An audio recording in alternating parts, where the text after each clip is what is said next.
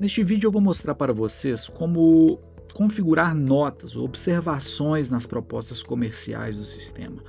Nós temos aqui a tabela de notas, onde nós já podemos deixar algumas notas já pré-configuradas.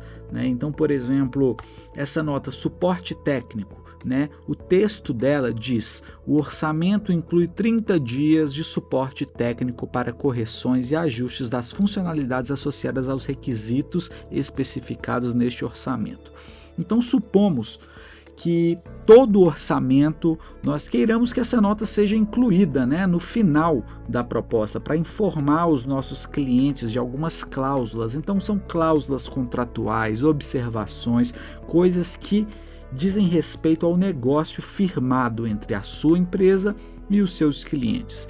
Então, se nós viermos aqui na proposta, nós temos a aba Notas, onde nós podemos incluir quaisquer notas que já estiverem pré-configuradas na tabela de notas. Então, por exemplo, custo de manutenção, ele já copia o texto da tabela para cá e a gente pode inclusive fazer algumas customizações, deixar alguns dados pré-configurados e nós podemos salvar estes textos. Lembrando que ao alterarmos os textos das notas da proposta específica, estes textos não são alterados na tabela de notas. A tabela de notas serve única e exclusivamente para facilitar a configuração, ou já deixar pré-configurado esses textos, essas cláusulas que nós geralmente incluímos nas nossas propostas. Então, salvamos aqui, e onde elas aparecem?